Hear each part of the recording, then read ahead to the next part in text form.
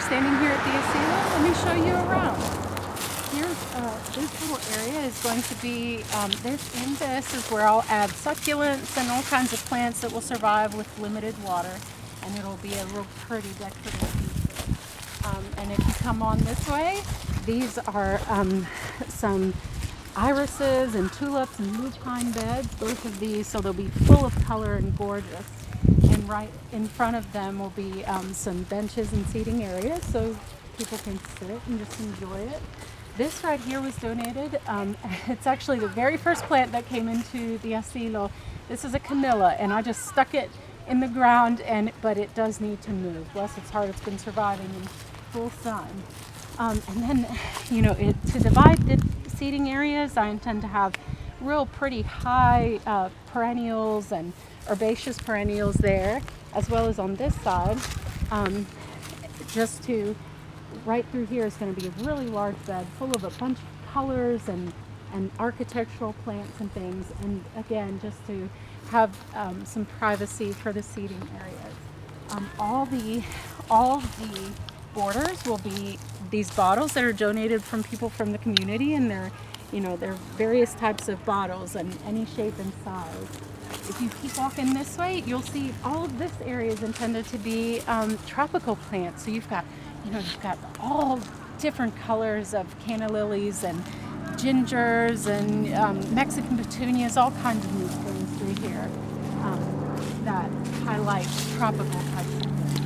And then this little area is so special and definitely one of my favorites, which is where I, again, intend to put all kinds of little holes here and stick succulents as I go. And this is mainly shade. We get a little bit of dappled sunlight in here, but I love all these cute little succulents that are all going to go in here and just fill this area. And then right here is also a favorite of anyone who visits. This was a tree that fell a few years back, and I decided to just put the moss there and just make it an architectural piece with plants coming through it. It is really just a fun little thing. If you go this way, so this up here will be a little community area where people can come, and if you want to have little garden meetings and things like that, you're welcome to come here. This area I've designated as the plant donation area, so anything that gets donated I put here. And then also I intend to have a little table where I'll gift away any divided plant seeds and things like that as the garden grows. So it's going to be really, really fun. If you keep continuing walking this way, this will be a fire pit that I'm slowly working on. Those are cuttings and things that as the winter comes, we have to cut everything down, and most of the things that are diseased I'll have to burn, but this is a very important area for the garden. You keep walking this way, you see right here is the chicken coop and the greenhouse over here.